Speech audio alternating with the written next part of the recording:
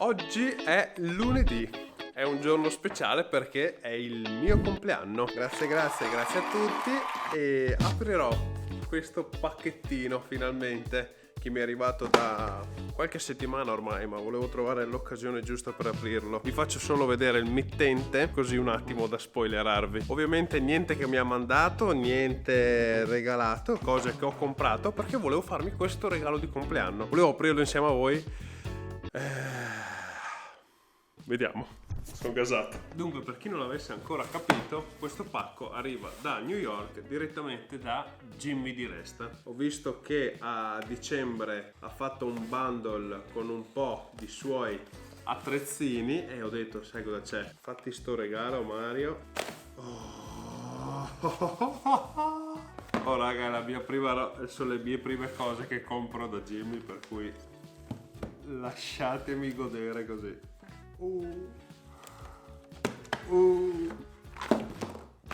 Allora, questo qua come primo si attacca ai jeans per appenderci cose. Poi abbiamo un'altra custodietta dove c'è la mitica patch di iMake e questo qua, un adesivo in vero bronzo. Make something every day. Ma raga, le cose più spettacolari sono queste.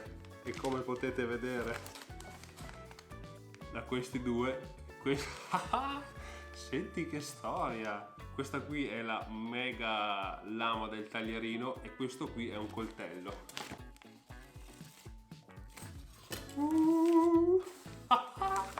Sono gasato. Aprire con cautela.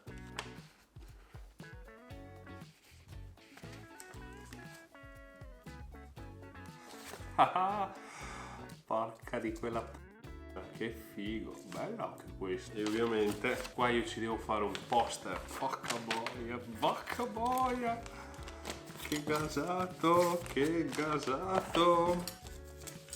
ok. Ma che belle queste lame! Quasi non voglio neanche toccarle con le mani. Ovviamente queste cose le ho prese perché erano un bundle. Se vi state chiedendo quanto ho speso di tutto, lui metteva questa lama più queste cose qui a $97, cosa che solo queste due qui vi costano $50 l'una a comprarle ora. Più questo sarà 5, 10, $5, una roba così. Comunque $130 di prodotti. Spesi 97, in totale ho speso €120, una roba del genere con la spedizione e sono contentissimo di averle prese. Ora il mio obiettivo di queste cose ovviamente serve per avere qualcosa di Resta, che è uno dei maker a cui mi ispiro di più come capacità di lavorazione dei materiali. Come sapete ormai mi piacerebbe arrivare alla sua capacità di saper lavorare quanti più materiali possibili. Di questi farò sicuramente delle cornici, di queste stampe ovviamente, di questi probabilmente li incornicerò, anche questi qua, non penso di utilizzarli o farci un progetto, e andrà tutto nel muro lì in fondo dove tengo le cose di tutti i maker. Bellissimo, bellissimo. Ho recuperato questi vecchi travetti in massello di non so che legno. Può essere mogano. Se sapete dirmi l'essenza di questo legno sarebbe figo. Ora, siccome questa qua veniva usata per altro e poi ho detto ma cavoli, è troppo bella per sprecarla così, ora le vado a fare una bella piallata, magari prima a filo e poi a spessore per portarla a pari.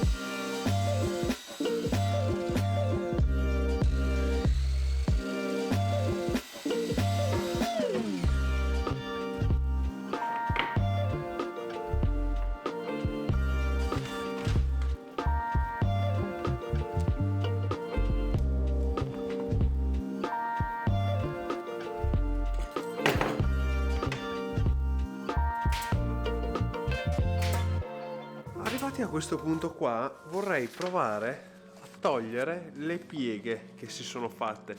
Ovviamente non si può riportare la carta come nuova appena stampata, però vedete che fa tutte queste ondine che non mi piacciono molto, quindi vorrei fare un esperimento a vedere se faccio una cazzata oppure funziona perfettamente. Allora, la mia idea è quella di utilizzare questa superficie che è super liscia e piana, provare a stirarlo. Ovviamente questo è il ferro che utilizzo per fare le bordature, senza utilizzare il vapore. Ovviamente metto sotto un asciugamano, vediamo se faccio una cazzata. Vi dirò che già così al tatto, a toccare, mi sembra, se faccio così,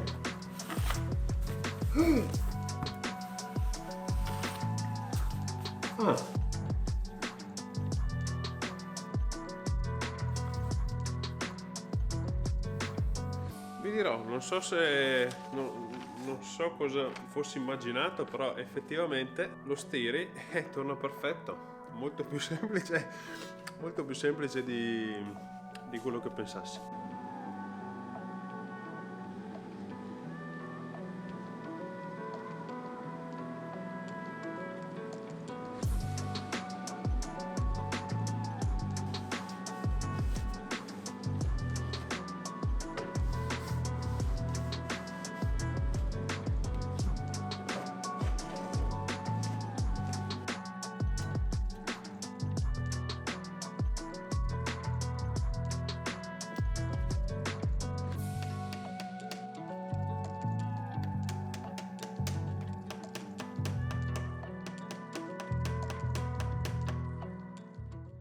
Per tagliare il vetro in modo efficace bisogna avere degli strumenti base, che sono sicuramente il taglierino, che deve avere una caratteristica indispensabile, che è essere lubrificato. Per lubrificarlo si usa olio di vaselina. Questo qui ha un piccolo serbatoio, qua si apre, e all'interno si va a mettere appunto l'olio di vaselina. E la seconda cosa importante è avere una squadra. Quello che sto facendo ora invece è un piccolo rialzo per la squadra, perché questa qui è super fina. Se io vado ad appoggiare e a tirare non ho ben appoggiato, deve essere qualcosa che mi va ad appoggiare sul fianco questo qui. Quindi ho tagliato questa piccola striscetta e la vado ad attaccare qua, ok? E ovviamente l'ho attaccata nel lato sbagliato e può andare bene.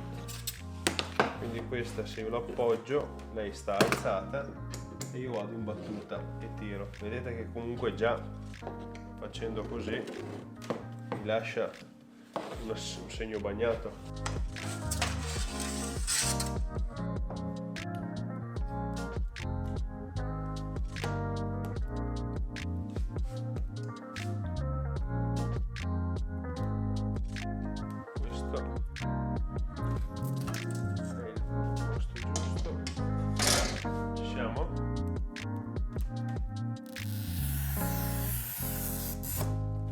Tac.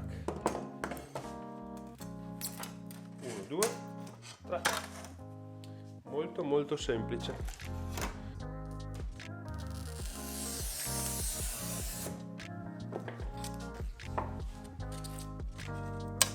Oppe. Taglio preciso.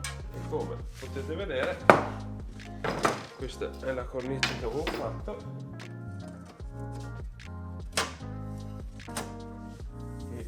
Entra in modo perfetto. Ora passiamo a corniciare il suo copertura, fatta così, che arriva a filo.